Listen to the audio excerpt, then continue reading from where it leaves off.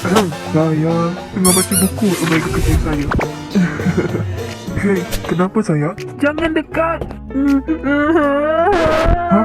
Kenapa ni tiba-tiba nangis? Biar sana. Jangan hamilkan Biar lagi. Dia takut.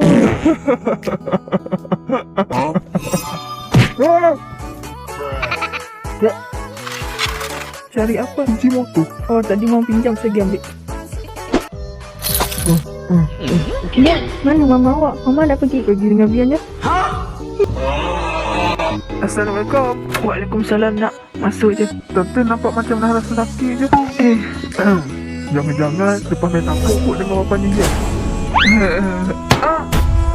Buset, di kepala. Jom kita masuk. Tinggalkan dia. Kurang ajar.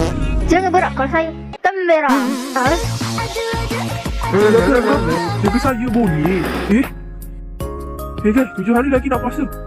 Saya nak puasa jugalah. Saya yakin tahun lepas pun berapa jam dah buat. Tak percayalah. Ya ke? Hihi.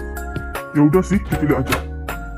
Dia orang berdua ni siapa? Ini anak kau Papa Serikan. Dan pasangannya Darren. Kau rapat Indra. Ray, lama tak jumpa. Lihat, Teng, boleh saya pegang tangan Wak. Tolong bela saya, hati sang cinta saya, tolong belakan saya, yakinnya memang